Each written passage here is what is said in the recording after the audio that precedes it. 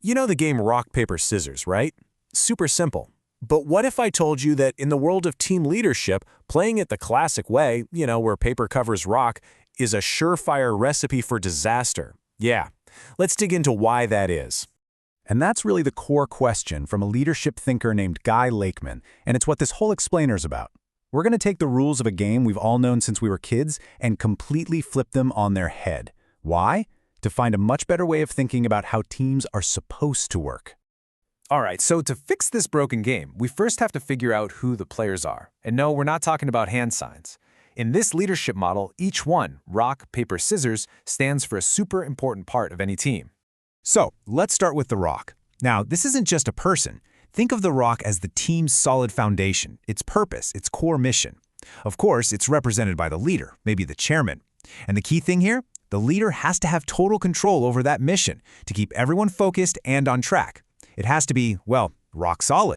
Then you've got the scissors. This is your management team, right? The directors, the officers, the supervisors, their job isn't to come up with new ideas, it's all about execution. They get their orders from the rock, and their whole purpose is to trim the fat, prioritize the work, and just cut away anything that doesn't help achieve that core mission.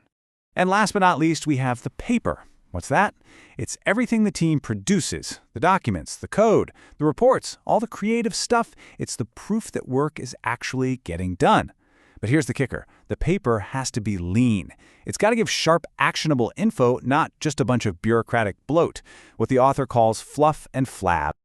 Okay, so that's the setup, and this is where we get to the heart of the problem that this whole model is designed to fix.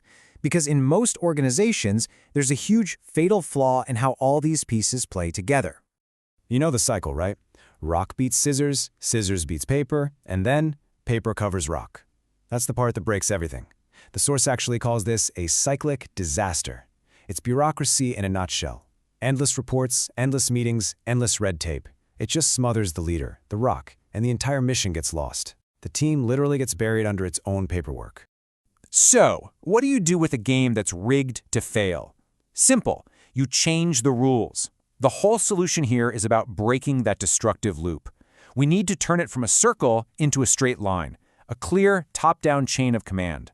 And this is the big aha moment. Look at this. The flow of authority becomes totally one way. The rock tells the scissors what to do, and the scissors direct the paper. But here's the massive change. Paper doesn't cover rock anymore. It just informs rock. See the difference?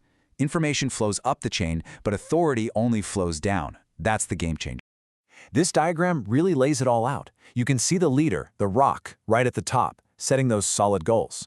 The rock then directs the scissors to go in and streamline all the work, to get rid of that fluff and flab we talked about. And by doing that, they stop the paper, all that documentation and output, from completely overwhelming the leader.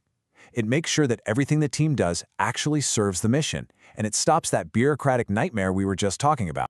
Now, what happens when your team gets bigger? Well, the model can actually grow with you. It brings in some new players, like Spock for cool-headed logic and new ideas. You've got fire to burn down old bad habits, and water to, put out fires and provide some protection. Just think of them as extra tools in the rock's toolbox to keep things sharp as the team expands. Okay, this theory sounds great, right? But how do you actually do it? How do you build a team that works this way? Let's get practical and look at the actual steps. It's actually pretty straightforward. First, you start with proven winners, people with a great track record who can also recommend other top talent. Second, and this is really important, you give your specialists total ownership over what they do. This is the opposite of micromanagement. It's about deep trust and real accountability. Third, you let the team figure out who does what. Trust them. They know their own strengths best. And finally, you have to keep things moving. Break down those huge, heavy tasks into small, agile chunks so no one gets stuck in the mud. So it's pretty clear this model needs a very specific kind of leader, right? This isn't your typical boss or manager. The term used is a steward, someone whose main job is to protect and guide the mission. And being a steward means having a few key qualities. First off, integrity. You gotta lead with ethics to build trust. Clear communication is a must, sharing the vision, but also listening. Empathy and self-awareness are huge. You have to understand your people and yourself.